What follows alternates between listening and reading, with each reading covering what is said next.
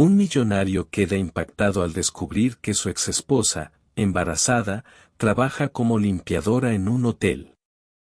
El Hotel Emperador se alzaba como un símbolo de lujo desmedido. Desde su último piso, la ciudad se veía diminuta, como una maqueta bajo el control de hombres poderosos como Alejandro Torres. Esa noche se celebraba un exclusivo cóctel que reunía a figuras clave del mundo empresarial, diplomático y financiero. Todo estaba perfectamente orquestado, cristales brillando con luz tenue, camareros moviéndose con precisión casi coreográfica, sonrisas pulidas por la costumbre. Alejandro, accionista principal del hotel, se movía entre los asistentes con la seguridad de quien lleva el control. Vestido con un traje hecho a medida, un reloj de lujo en la muñeca, y esa mirada calculadora que parecía anticipar el siguiente movimiento. A su lado, Isabela Montenegro, su actual pareja, irradiaba sofisticación. Brillante, elocuente y enigmática, formaban juntos la pareja ideal a los ojos del resto. Pero dentro de Alejandro algo no encajaba. El reciente éxito, los tratos millonarios, los brindis vacíos, todo comenzaba a perder sentido. Sintió la necesidad de alejarse, de respirar lejos del bullicio. Tomó el ascensor y descendió a los pasillos de servicio para responder una llamada urgente. Fue allí, en ese rincón olvidado entre muros de mármol y puertas industriales, donde su mundo dio un giro inesperado. Lucía Mendoza, su exesposa, estaba arrodillada sobre el suelo helado recogiendo los restos de una copa rota. Vestía el uniforme azul del personal de limpieza, y su vientre abultado indicaba que estaba en los últimos meses de embarazo. El cabello recogido de forma sencilla, el rostro marcado por el cansancio. Ese encuentro, tan inesperado como real, rompió la burbuja que rodeaba a Alejandro. El pasado y el presente chocaban sin aviso, revelando una historia que aún no había terminado. Pero había algo en ella que ni el tiempo ni el sufrimiento habían logrado: la firmeza, la dignidad. Alejandro se detuvo en el tiempo por un instante. Su mente lo traicionó. Vio otra imagen superpuesta a aquella Lucía años atrás, de pie ante un salón de clases repleto, gesticulando con pasión mientras hablaba sobre ética académica. Los ojos brillaban, la sonrisa era ligera. Era admirada, respetada, amada. Y él había sido parte de ello antes de convertirse en ausencia. Lucía levantó la mirada y lo encaró. No hubo palabras, solo una mirada. Pero en ella estaba el abandono, el dolor, la fuerza de quien ha sobrevivido. Lucía no dijo nada, no gritó, no lloró, no pidió explicaciones. Simplemente se levantó, recogió los fragmentos en un balde y siguió en silencio, pasando junto a él como si fuera una desconocida. Alejandro sintió un nudo en la garganta. Aquella mujer, la misma a la que había dejado atrás convencido de que seguía adelante, ahora caminaba por un pasillo de servicio, embarazada, invisible para todos menos para él. Regresó al salón como un hombre destrozado. Las risas, las copas tintineando, los elogios. Todo sonaba distante, amortiguado. Isabela lo observaba desde lejos, con ojos de quien presiente algo. Pero Alejandro no hablaba. No podía. Más tarde, ya en casa, sentado al borde de la cama con la ciudad extendiéndose en luces ante la ventana. Se miraba en el vidrio y lo que veía era un hombre rodeado de todo, pero vacío por dentro. Un imperio construido sobre el silencio, sobre la omisión. Pensaba en el vientre de Lucía, en la curva de su abdomen, en el toque delicado con el que ella lo protegía. Al levantarse, pensaba en su mirada y en todo aquello que nunca tuvo el valor de enfrentar. Fue allí, en el silencio de la madrugada, que Alejandro comprendió aquella historia que creyó haber dejado atrás. No solo estaba viva, estaba a punto de explotar. Y él no estaba listo. El día siguiente amaneció nublado, como si hasta el cielo reflejara la confusión en el interior de Alejandro. Intentó mantener la rutina: reuniones, firmas, llamadas telefónicas. Pero nada encajaba. El rostro de Lucía regresaba una y otra vez, no como un recuerdo tenue, sino como una herida reabierta.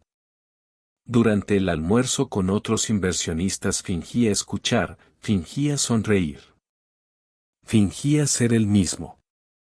Pero por dentro, todo se desmoronaba en silencio. Cada gesto de Lucía de la noche anterior parecía congelado en su memoria. La forma en que evitaba mirar hacia atrás. La ausencia de cualquier súplica o dramatismo. La indiferencia. Y el vientre. Ese vientre. Eso fue lo que más lo conmovió. Ella estaba embarazada y sola. Necesitaba saber más. No por mera curiosidad, sino por una urgencia que no comprendía del todo. Tal vez fuera culpa. Tal vez fuera arrepentimiento. O tal vez simplemente miedo. Miedo de haber fallado más profundamente de lo que imaginaba. Discretamente, buscó a Carmen, supervisora del hotel. La conocía desde hacía años. Confiaba en su discreción. Le pidió que se reuniera en privado en su sala de juntas reservada en el último piso del hotel. Carmen llegó aprensiva, pero curiosa. Alejandro fue directo. Quería saber sobre Lucía. Cómo había llegado allí, cómo estaba de salud. ¿Por qué, entre todos los lugares posibles, ahora limpiaba pasillos en un hotel que él había ayudado a construir? Carmen titubeó. Era leal a Lucía, pero también sabía que algo andaba mal. Y quizás esa conversación fuera el inicio de algo necesario. Habló poco. Dijo que Lucía evitaba hablar del pasado, que trabajaba mucho más de lo debido, que rechazaba la ayuda de sus compañeros. Que era respetada, pero distante. Y sí, estaba embarazada. 7 meses, quizá un poco más. Ella llegó aquí rota por dentro, señor Alejandro. Pero nunca pidió compasión. Solo trabajo. Esas palabras quedaron grabadas en su rota por dentro. La había conocido tan llena de vida. ¿Cómo había llegado a ese punto? Decidió que necesitaba indagar más. Ordenó llamar a Ricardo, su asistente personal. Un hombre práctico, eficiente, acostumbrado a lidiar con cualquier tipo de solicitud, desde estrategias empresariales hasta investigaciones discretas. ¿Descubre todo lo que pueda sobre Lucía? ¿Dónde vive? ¿Cómo es su vida? ¿Dónde ha trabajado en los últimos años? ¿Y el padre del niño? Ricardo arqueó una ceja, pero no hizo preguntas. Solo anotó y se marchó con la premura de quien sabe que hay algo grande detrás de esa orden. Mientras tanto, en casa, Isabela observaba a Alejandro con ojos atentos. Él estaba distante, ausente, casi melancólico. Intentó acercarlo con cenas, promesas, caricias seductoras, pero nada funcionaba. Algo lo consumía y ella lo sentía. No sabía qué, pero presagiaba un nombre. Y ese nombre la inquietaba profundamente. Aquella noche, Alejandro regresó tarde. Evitó conversar. Se quedó horas en su oficina, frente a la computadora, sin trabajar, solo mirando fotos antiguas. Encontró una de Lucía en una conferencia, riendo al final de una ponencia. La mirada llena de brillo, el orgullo de quien vivía lo que amaba. Y entonces el recuerdo lo golpeó como un puñetazo. El día en que no se presentó al lanzamiento de su libro. El día en que ella lo esperó por horas con las manos temblorosas. Una sonrisa forzada ante las cámaras. Él ni siquiera se disculpó.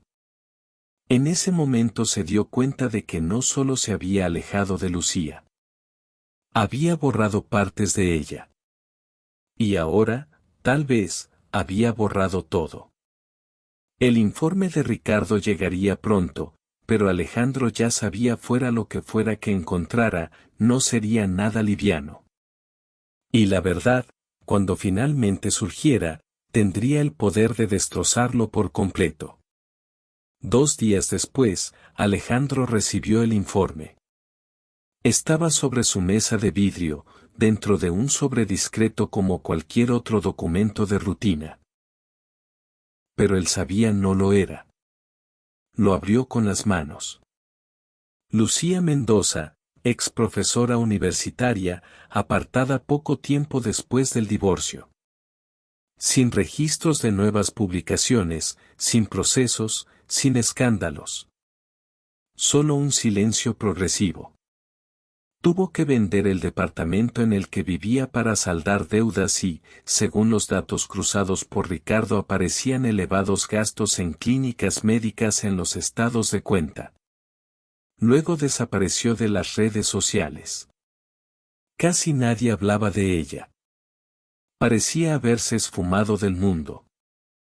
Excepto por un nombre que surgía más de una: Manuel Reyes.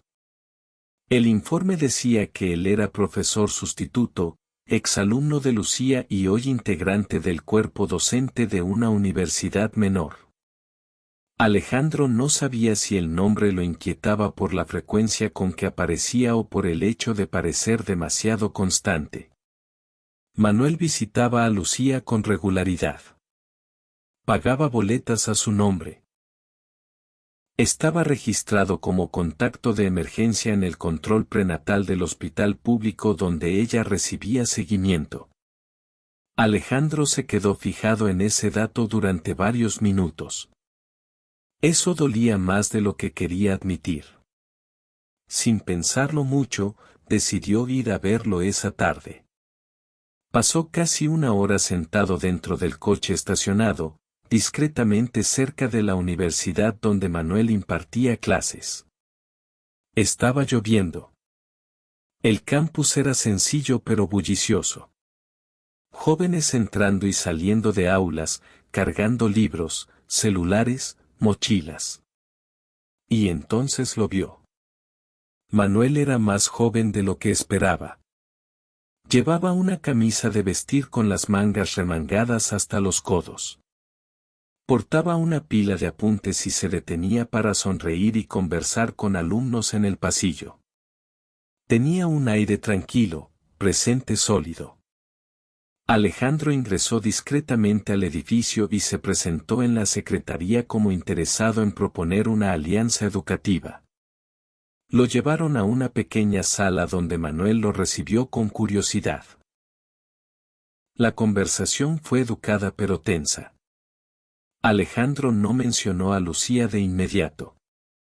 Habló de educación, de inversiones, de programas de apoyo, pero no pudo sostener el pretexto por mucho tiempo. ¿Soltó? ¿Usted conoce a Lucía Mendoza? Manuel no dudó. La conozco y la respeto profundamente. Fue mi mentora, es mi amiga y es una mujer que fue destruida por personas que fingieron preocuparse. La frase cayó como un lastre en la sala. Alejandro permaneció en silencio, con la mirada fija en la mesa. La postura de Manuel no era agresiva. Era honesta, firme y eso lo incomodaba aún más. Manuel continuó: si usted vino aquí por simple curiosidad o culpa o cualquier otro motivo que no sea genuino, le pido que la deje en paz. Lucía ya ha sufrido lo suficiente. La conversación terminó allí. Alejandro salió del edificio con un nudo en el pecho, sin saber si sentía ira, celos o vergüenza. Esa noche, por primera vez en años, no logró cenar. Mientras tanto, Isabela observaba los movimientos de Alejandro. Sentía cómo la distancia entre ellos crecía y su nombre, Lucía, empezó a arder en su mente como una amenaza real. A la mañana siguiente, Alejandro volvió a revisar archivos antiguos y encontró un intercambio de correos electrónicos de años atrás entre Lucía y el rector de la universidad. Una serie de mensajes cortados. Algo parecía fuera de lugar. Con las manos firmes, por primera vez desde el reencuentro, decidió investigar más a fondo. Pero esta vez no solo para saber sobre Lucía. Ahora quería entender qué más había detrás de su caída y quién exactamente se había beneficiado de ella. Había un tipo específico de silencio que Alejandro Torres conocía muy bien, el que precede a una revelación. Había aprendido a lo largo de los años a reconocer las señales: el instinto inquieto, la incomodidad en el pecho, la sensación de que algo estaba a punto de cambiar para siempre. Y en ese momento, el silencio era ensordecedor. Durante días, Alejandro hurgó en archivos antiguos. Cruzó mensajes archivados, estados de cuenta, registros de reuniones. Y mientras más avanzaba, más las piezas encajaban de forma sombría. Había inconsistencias en los informes de la universidad, testimonios contradictorios, registros de reuniones con directores donde se mencionaba a Lucía de forma peyorativa y casi siempre aparecía una conexión discreta pero constante con Isabela Montenegro. Alejandro le pidió a Ricardo que investigara más a fondo y lo que emergió fue un rastro, un hilo invisible que comenzaba en susurros en los bastidores de la universidad, pasaba por correos electrónicos manipulados, rumores sobre conductas éticas falsas y terminaba en una denuncia anónima cuidadosamente redactada, sin pruebas, pero lo suficientemente grave como para apartar a Lucía de su cargo. La firma digital oculta en un documento archivado apuntaba a una cuenta vinculada a la IP de Isabela. Alejandro sintió que se le helaba la sangre. No quería creerlo, pero las evidencias hablaban por sí solas. Isabela había saboteado a Lucía, no de una sola vez, sino poco a poco. Un rumor aquí, una influencia allá, un nombre eliminado de un proyecto, una insinuación sobre conducta inadecuada, y todo esto mientras ella se acercaba a él con la imagen de la pareja ideal, de una mujer moderna, fuerte y sin pasado. Esa noche, Alejandro esperó a que Isabela regresara del spa. Estaba sentado en la oficina con los documentos sobre la mesa cuando ella entró, sonriente. Notó el ambiente cargado. Él no le devolvió la sonrisa. Sabía que encontré a Lucía el otro día. Comenzó con calma en el hotel. Ella trabaja allí. Isabela dudó por un S, pero pronto respondió con tono frío: qué lástima. Hay personas que no saben reinventarse. Alejandro continuó sin elevar la voz. Y hay otras que se aseguran de que eso nunca suceda. Colocó los documentos frente a ella. Isabela leyó los primeros, luego los siguientes, hasta que el silencio se impuso entre ambos como un muro. Ella intentó negar, luego trató de desviar el tema. Alegó que Lucía siempre fue débil, que la universidad necesitaba mantener su reputación. Pero Alejandro ya no escuchaba justificaciones. No destruiste solo la carrera de ella, Isabela. Destruiste a la persona que era. Y me destruiste a mí también sin que yo me diera cuenta. Isabela, por primera vez, perdió la compostura. Lloró, gritó, intentó volcar la culpa diciéndole que Lucía nunca lo valoró, que ella lo hacía sentir insignificante. Pero Alejandro ya no reaccionaba. El encanto se había roto, la ira venía desde adentro, pero lo que más dolía era la omisión. Él permitió que eso sucediera.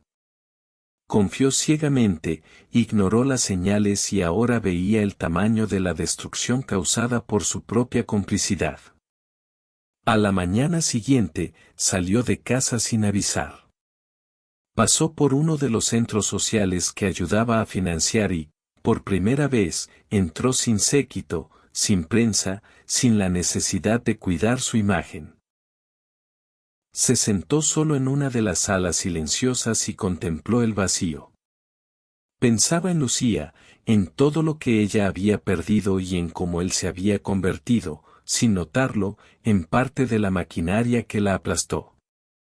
Aún no sabía qué haría, pero sabía lo que no haría más fingir. Lucía sabía que algo estaba a punto de suceder. Lo sentía en las miradas a su alrededor, en el repentino movimiento del hotel, en las sombras que parecían más largas de lo normal. Pero ella estaba cansada de vivir con miedo, cansada de prever ataques. Ya no era la mujer que un día fue silenciada. Ahora se preparaba para resistir. Fue en una noche bochornosa, en el estacionamiento de los empleados, donde ocurrió el enfrentamiento. Isabela Montenegro apareció como una sombra elegante, envuelta en un perfume caro y palabras afiladas. Esperó a que Lucía terminara su turno, apoyada contra un coche de lujo, con los brazos cruzados, como si el mundo aún le obedeciera. Lucía la vio a lo lejos y no se detuvo. Necesitamos hablar, dijo Isabela con una sonrisa que no alcanzaba sus ojos. Lucía vaciló por un ese. Luego se detuvo, pero no por sumisión, sino por firmeza. La miró de frente, con el vientre ya prominente, una mano descansando protectora sobre él. Habla y sé breve. Isabela fue directa. Abrió una carpeta, sacó algunos papeles y ofreció un cheque. La suma era generosa y venía acompañada de una propuesta simple, cruel y predecible. Lucía firmaría un documento negando cualquier vínculo entre Alejandro y el bebé. A cambio, tendría seguridad, dinero y tranquilidad para recomenzar la vida lejos de allí. Lucía no tocó el cheque ni miró los papeles. Me destruiste una vez, Isabela, y eso no fue suficiente para ti. Su voz era baja, pero firme. Perdí mi carrera, mi casa, mi base. Pero ahora tengo algo que tú nunca tendrás, la verdad. Y eso no lo vendo. Isabela cambió de tono. Intentó amenazar. Dijo que Lucía no sabía con quién estaba tratando, que Alejandro nunca volvería a ella, que su imagen pública podía ser destruida con solo otro susurro. Pero Lucía solo sonrió. Una sonrisa pequeña, cansada, pero cargada de fortaleza. Haz lo que quieras. Ya perdí todo antes. Ahora ya no tengo nada que perder, solo lo que proteger. Y mirando su vientre, añadió, y no voy a proteger a mi hijo con mentiras. Isabela retrocedió furiosa. Tiró el cheque al suelo y salió apresurada. Pero el control que siempre tuvo sobre todo empezaba a escaparse entre sus dedos. Esa misma noche, Lucía le confesó todo a Carmen, su supervisora y amiga. Carmen, indignada, hizo lo que pocas harían. Ofreció más que apoyo.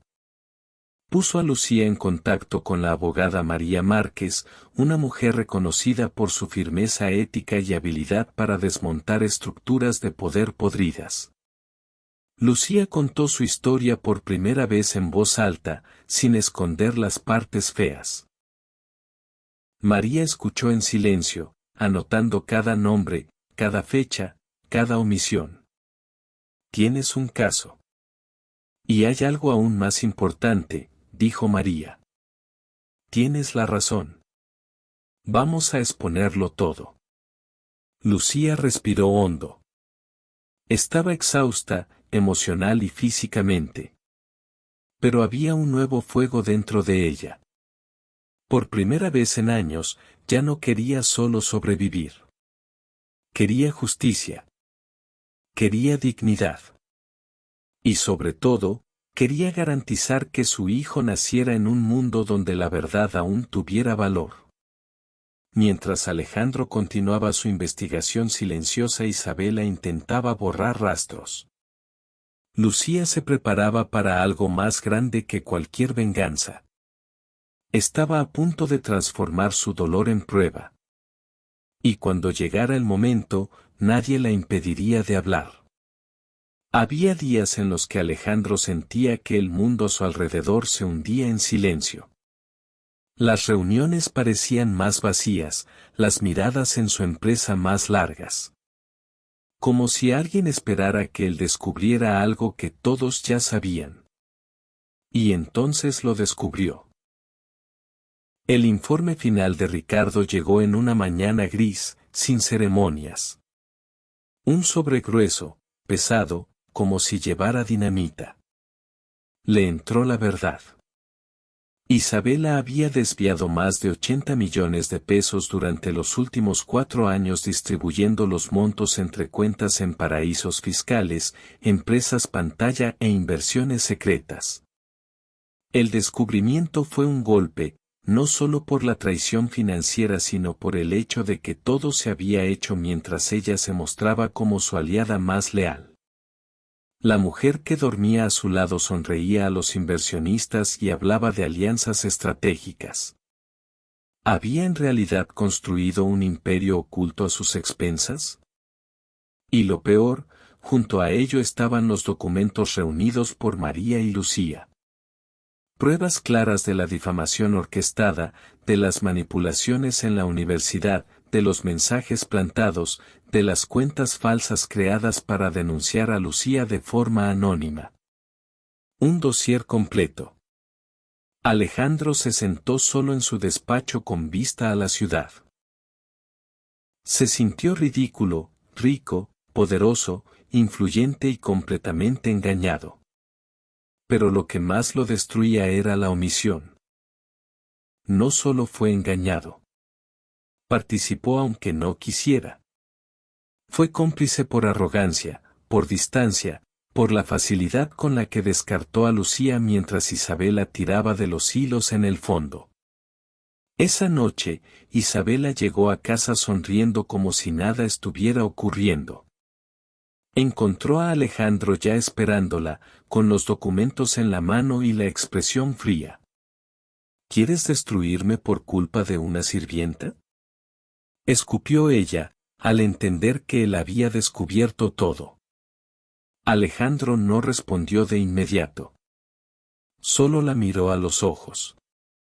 Y por primera vez, no había admiración, ni deseo, ni rencor. Solo había un vacío, el tipo de silencio que precede a la caída. Destruiste mucho más que a ella, dijo con voz firme. Destruiste todo lo que yo creía. Isabela intentó argumentar, manipular, prometer devolver el dinero, borrar rastros, pero ya no había lugar para mentiras. Él le pidió que se fuera. Esa noche la expulsó de su casa e inició los procesos legales para congelar sus bienes, activar auditorías y cooperar con la investigación. La máscara de Isabela Montenegro por fin había caído y lo que quedaba detrás era solo ambición y desesperación. Mientras tanto, Lucía, Carmen y María reunían las pruebas. Fechas, testigos, documentos. Un proceso judicial estaba a punto de iniciarse. No solo por el desvío de dinero sino por acoso moral, sabotaje de reputación y falsificación de documentos. Alejandro, en un gesto silencioso, envió un mensaje a Lucía: estoy a disposición para testificar y listo para asumir mi parte. Lucía leyó el mensaje en silencio. No respondió. Pero supo en ese instante que él finalmente entendía que ya no era el mismo hombre que la había abandonado. Y eso lo cambiaba todo. El proceso fue protocolizado oficialmente. La justicia por fin iba a actuar. Y mientras Isabela trataba de esconderse detrás de sus últimos contactos, Lucía se preparaba para lo que vendría. ¿Embarazada? Sí. ¿Exhausta? Sí, pero con la frente en alto. Por primera vez en mucho tiempo sentía que estaba al mando de su propia historia. El tribunal estaba. Periodistas, abogados, curiosos. Todos querían ver la caída de Isabela Montenegro, la mujer que durante años circuló por las esferas más altas del poder con encanto. Influencia, una frialdad punzante. Pero para Lucía, aquello no era un espectáculo. Era una travesía. Llegó acompañada de Carmen y de la abogada María Márquez. Su vientre ya pesaba, su cuerpo dolía, pero su mente estaba alerta. Cada paso dentro de ese edificio era una respuesta al silencio impuesto, a la injusticia engullida, a las noches en vela tratando de entender cómo todo se había desmoronado. Alejandro también estaba allí sentado entre los abogados de la acusación. Serio, sin ocultar la culpa estampada en el rostro. Ya no era el magnate intocable. Era un hombre frente a su propia vergüenza intentando, aunque fuera tarde, hacer lo correcto. La sesión comenzó. María fue directa, precisa. Presentó las pruebas una a una. Los documentos falsificados, los correos maliciosos, los desvíos financieros, los registros de acceso a los sistemas de la universidad, los audios recuperados con declaraciones comprometedoras. El ambiente en la sala se volvió denso. Isabela, elegantemente vestida, mantenía lo que le quedaba de altivez. Pero con cada prueba exhibida, su postura vacilaba. Los ojos, antes firmes, ahora se desviaban.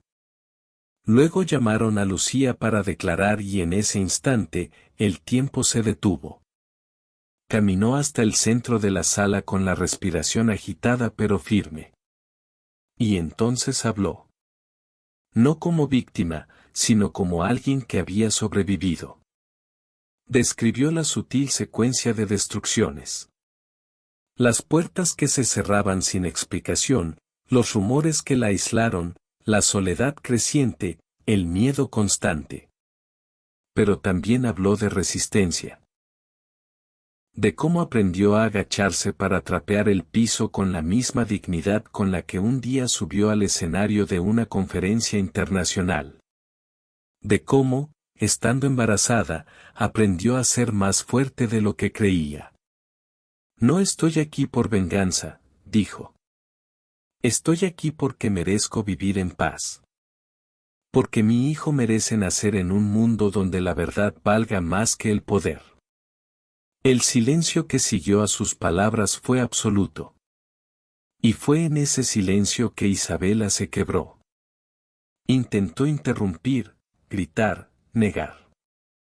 Pero los abogados ya no pudieron sostener su defensa frente a pruebas irrefutables, testigos y su propia ruina moral. Finalmente cedió. Sí, fui yo, dijo en un tono que oscilaba entre el odio y el colapso. Pero no fui la única.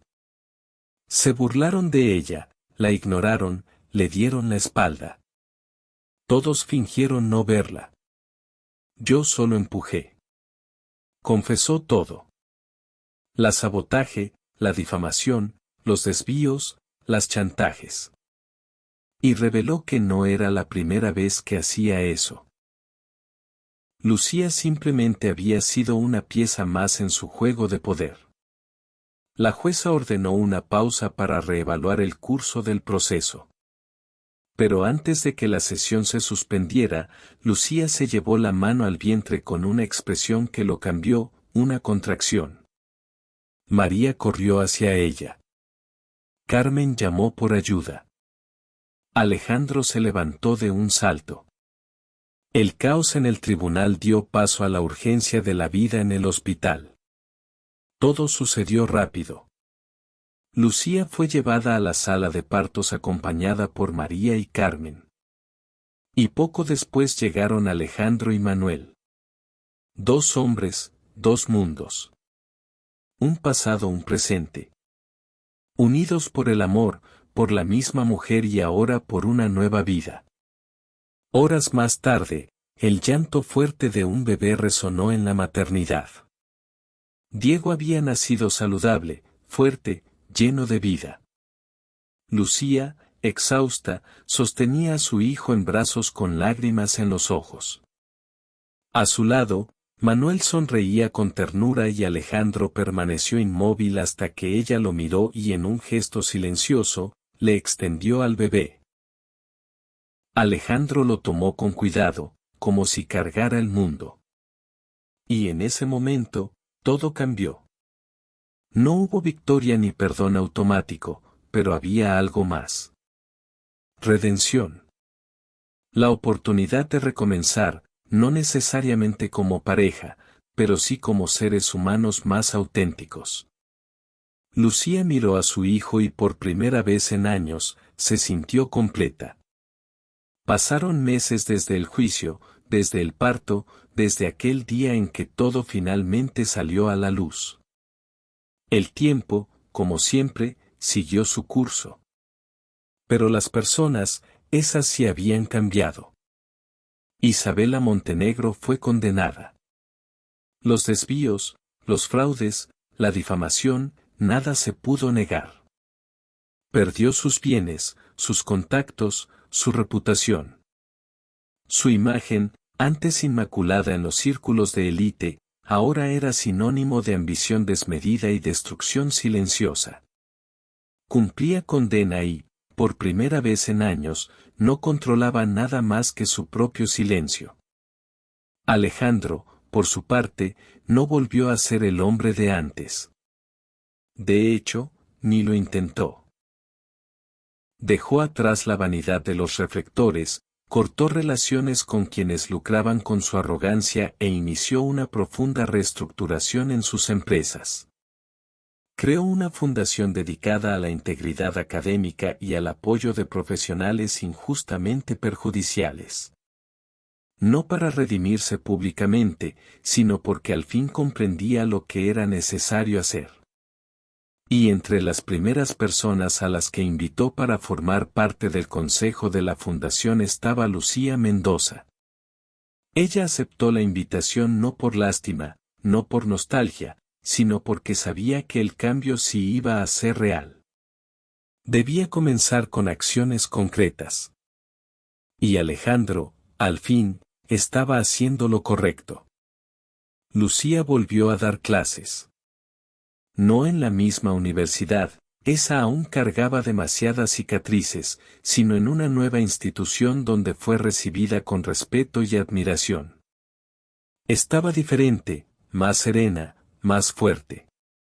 Había algo de tranquilidad en su presencia, como quien atravesó la tormenta y aprendió a caminar bajo cualquier cielo. En el aula, Lucía era nuevamente lo que siempre una inspiración. Hablaba con pasión, con experiencia, con la verdad. Los alumnos la escuchaban como a alguien que sabía exactamente de lo que hablaba. Diego crecía sano, rodeado de amor. Contaba con dos brazos que lo acogían con ternura. El de Alejandro, que poco a poco aprendía lo que era ser padre, con presencia y responsabilidad. Y el de Manuel, que nunca se alejó. Manuel, ese sí, fue la constante silenciosa. El amigo que se convirtió en pilar. El hombre que no exigió nada, pero ofreció tiempo, cuidado, lealtad. Diego lo llamaba tío, pero en él se veía la figura de un puerto seguro para el niño y para Lucía. Ella y Alejandro no volvieron a ser pareja. Y no era necesario. El amor que alguna vez los unió había evolucionado en algo distinto, un respeto profundo, una alianza auténtica. Un lazo que no se rompía, porque tenía un nombre propio, su hijo. No idealizaron el pasado, no pretendieron que el dolor nunca existió. En lugar de eso, construyeron algo nuevo, basado en la verdad, no en fantasías. Su historia no concluyó con un beso ni con un final feliz de cuento. Terminó con Lucía frente a un aula, enseñando. Con Diego riendo mientras jugaba en un evento organizado por la fundación. Y con Alejandro, al fondo, mirando en silencio con una leve sonrisa. Sabía que el tiempo perdido no volvería. Pero también sabía que por fin estaba creando algo que realmente importaba. Porque a veces la vida no te da un borrón y cuenta nueva, pero sí te da algo más valioso, una verdadera segunda oportunidad. ¿Y tú? ¿Cuántas veces has tenido que empezar de nuevo? ¿Cuántas veces te has levantado cuando pensabas que ya no podías más? Si esta historia despertó algo en ti, si tocó alguna herida o te hizo pensar en alguien que no debe ser olvidado, déjalo en los comentarios. Tal vez tu historia sea el nuevo comienzo que alguien más necesita. Y si como Lucía, sigues creyendo que la verdad todavía importa, quédate con nosotros. Dale like, suscríbete al canal, y nos vemos en el próximo video.